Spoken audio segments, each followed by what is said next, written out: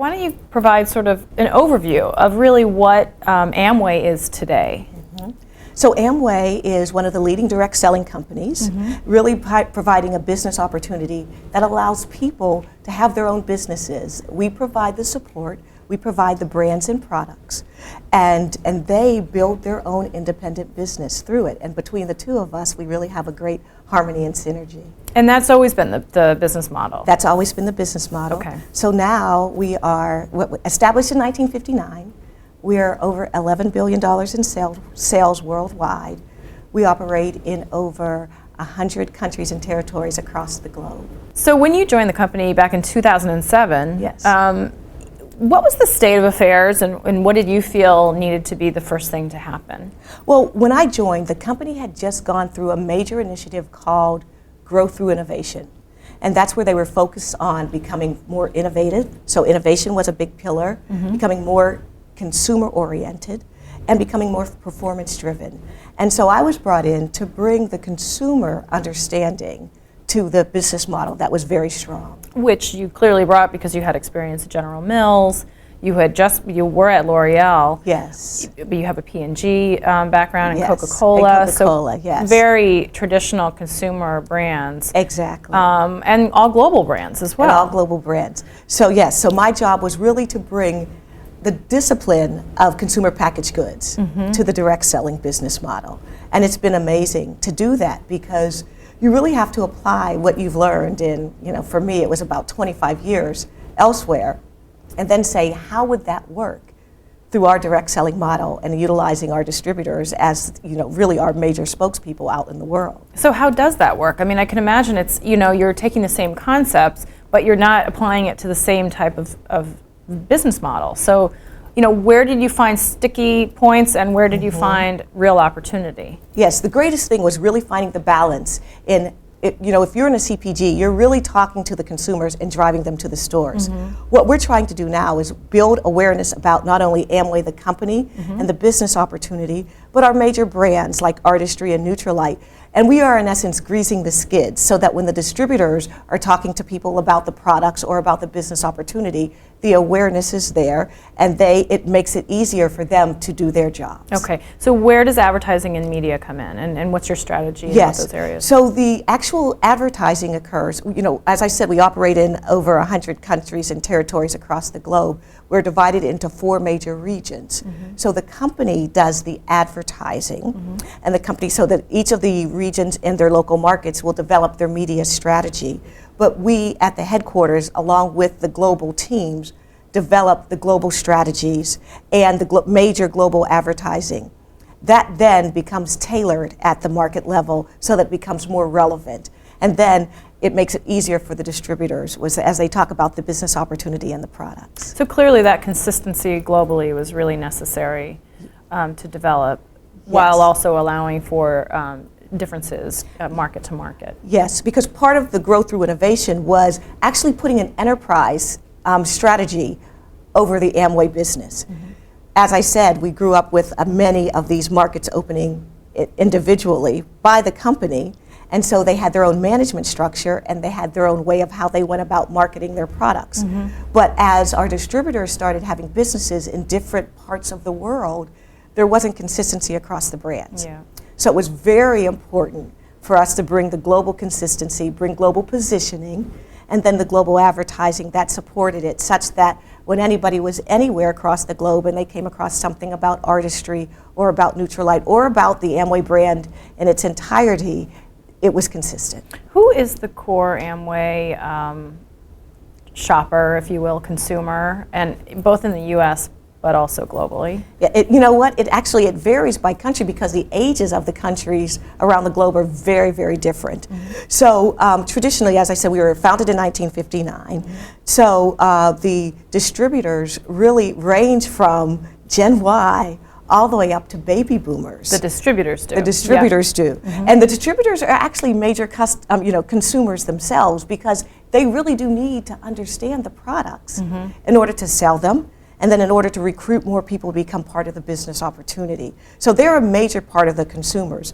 But as with any other consumer packaged good, you want the general public to be your consumers as well. So you'll be in countries like Turkey or India where the average age is 27, and you have to make sure that you have products for that. Or you'll be in Asia, or particularly in a country like Korea, where the beauty market for Korea, the women would utilize, on average 11 products when they go through their daily regimen. So so it will vary depending on where you are in that respective country.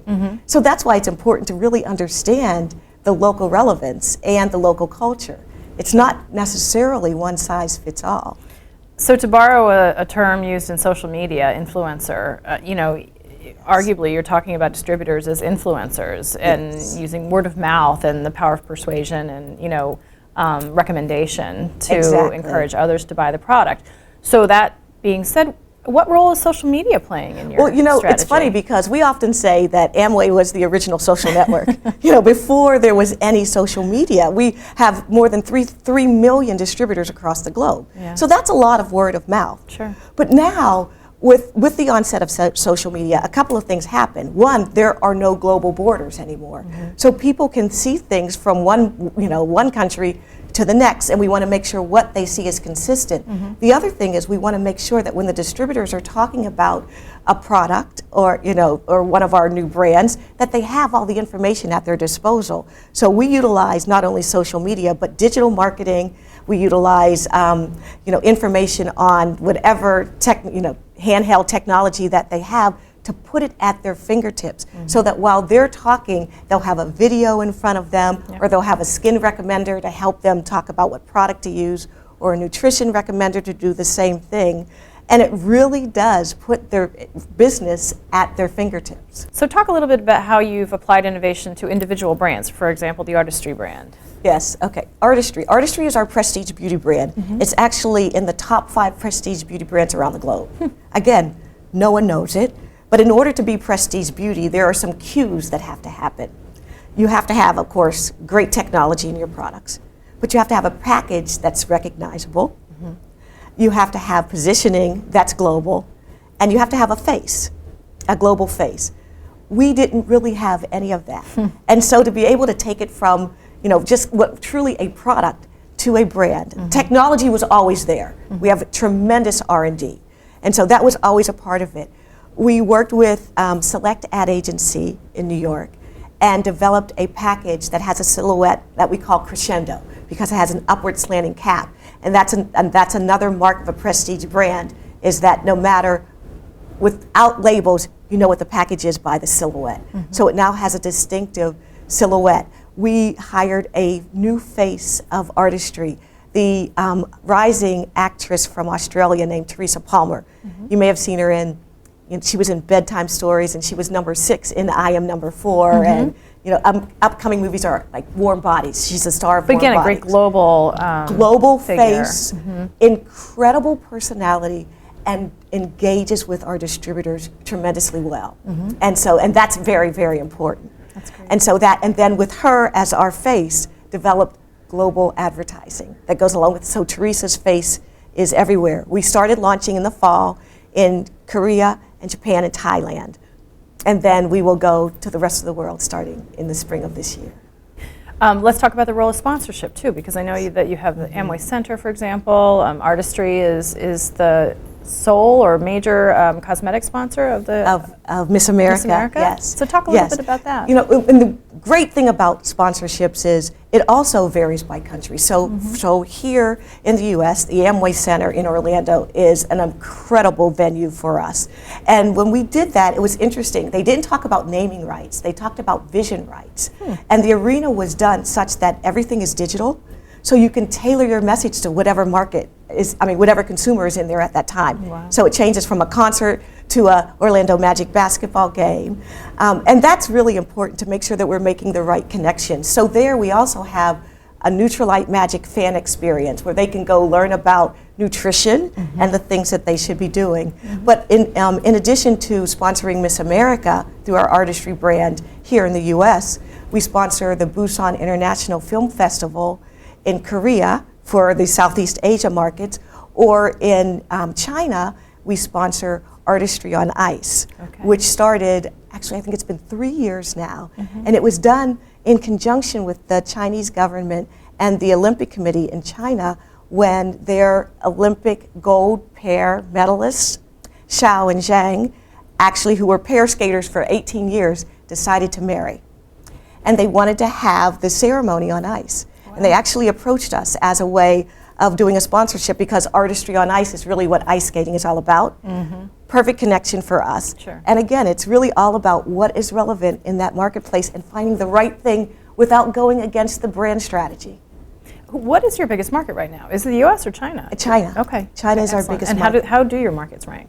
So China? it's, let's see, the top 4 would be the China, Japan, U.S., Korea are the top 4. Okay. And actually, we've grown so much globally that close to 90% of our business is outside of the U.S. now. Wow. What are your goals as far as growth then? Well, the what growth, would you like to see happen? the growth, the company set out a goal in 2007 when they did this growth through innovation to double the business by 2012.